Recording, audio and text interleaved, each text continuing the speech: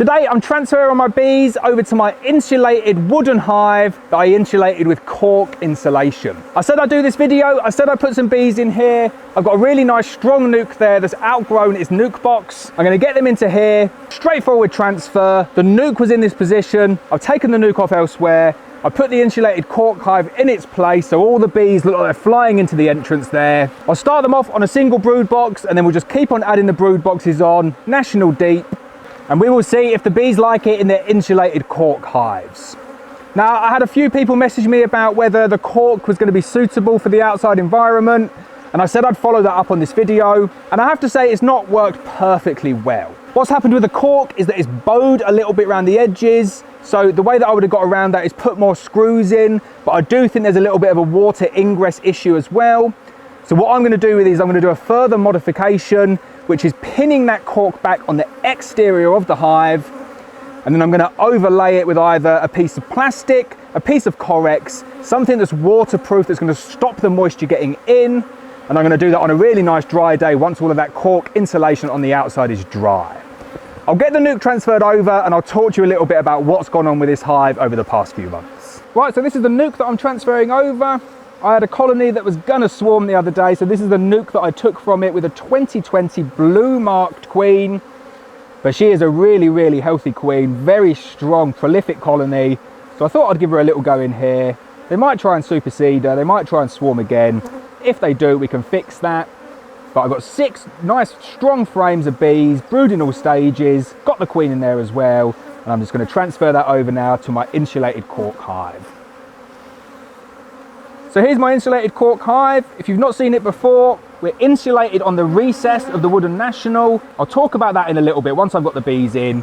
And then we're insulated in the middle as well with fixed pieces of insulation. And then I've battened it all off with pieces of ply and pieces of pine to make sure that the bees can't get in there and eat it. Got an underfloor entrance in there, so the bees go in the front and then they come up that entrance. And as you can see already, the bees are really keen to start getting into that entrance and working out where everything is. As soon as I get the brood in there, get the queen in there, they will find their way in. So whenever I'm transferring things over like this, I always like to find the queen before I start putting frames in there. Sounds a little bit weird, but I've done it so many times. You start putting the frames over there, then you get to the last frame, you can't find the queen, and then you don't know which box she's in. At least I know at the moment she's definitely in the nuc. So what I tend to do is I'll pull out the first frame, see if she's on it. If I can't find her on it, I'll shake all of the bees off here back into the nuc, give myself a little bit of space to work, and it makes finding that queen so much easier. So I can't find her on this frame. I'm going to shake it back into the nuc. I then know I've got no bees on that frame. That is just an empty frame of brood. I can put that in there to start off with, and then I can go back there and find my queen. And there we go, I found my queen. I've got the dates wrong on this one. This is actually a 2021 queen. I get my nucs mixed up so easily at this time of year when you're making splits. 2021 queen, buckfast queen. Really, really nice looking queen actually, this one. She is clipped, so she's not going to swarm. In fact, I found her when I went into a colony and they had capped swarm cells, absolutely loads of capped swarm cells, but the queen was still in there because she can't fly. So she probably went out, had a go, and then realised she couldn't, or she might have even not got that far because she was actually still within the hive. When you've got a clipped queen like that, they tend to fly with the first virgin, so as long as you find the swarm cells before they're open, you're generally okay. So there's my queen. As you can see, really nice looking F1 buckfast queen, white marked, 2021. I'm going to put her in there now and I can transfer her across all of the other frames. Right, so there we go, that's the nuc on board. I got the numbers wrong again. It wasn't an 8 frame void, it's a 10 frame void. I need to get these numbers right, don't I? So I've got a 6 frame nuc in there and it's a 10 frame void on a national deep that will take sometimes 12, sometimes 11 frames. You'll always get 12 frames in there at the beginning, but you have to properly jam them in. I'm going to fill that void now with another 4 frames, and then I'm going to put another brood box on top of that because I want these bees to have sufficient space. They will expand like crazy at this point of the year, so I don't want to restrict them for space. Right, so I've got my 10 frames in. It was a real squeeze getting those 10 frames in, so I might need to trim down those dummies a little bit more next time. But there we go, I've got my 10 frames in. I'm going to double it up now, 1 extra box on top, and then we can close it up. Right, so that's the colony set up. I've got it on a double deep system, crown boards in position. And then I'm just going to stack the additional boxes above the crown board empty, just to keep them out of the way and just to keep them in the same position. So don't think I've put a single nuc into 4 National Deep boxes. They're on a double deep system, and I'm just stacking the other 2 on the top. Right, so there we go. We've now got bees in our cork insulated beehive. Just going to show you now how that hive has kind of stood up to the test of the North Wales winter. These have just been outside. They've not been stored inside at all because I wanted to give them a real rough ride just to see how they performed for a really 3 damp months in winter. And I think they've actually performed okay. I'll show you now some of the defects and then I'll talk about how I would probably remedy them on a new design. So there's a couple of different designs that I did here. One which is putting in like a solid piece of cork all the way along like that. I only put 3 screws in, and as you can see in the middle, it's actually done quite well.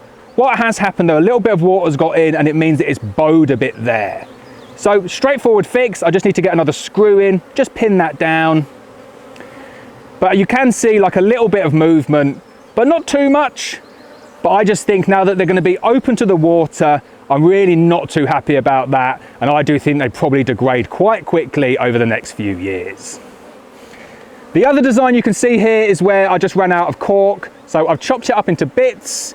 I'd say in terms of insulation, it's exactly the same, but it's definitely more warped. You can see here, got a bit of swelling where the water's got in there. I wouldn't do that again. I would stick to like a single piece of cork all the way along like that. In terms of the design going forward, what I would do is I would go with a slightly narrower piece of cork. So I think this one here was 20 mil. I'd go down to 15 mil. I'd put a lot more screws in it to make sure that it's completely pinned down and not going to bow. And then I would get either like a piece of sheet aluminium or a piece of Corex or something cheap, something that you can get for free out of a tip, but something that you can silicone down onto this cork, maybe that you can pin down over the front if you're happy to lose your handholds. I know we're trying to do this as a kind of really nice natural beehive that's going to compost. So I would probably go with something like sheet metal over the top of that. I'll have a think about it and maybe do another iteration. But I just wanted to show you, give you the update, show you how that hive's getting on.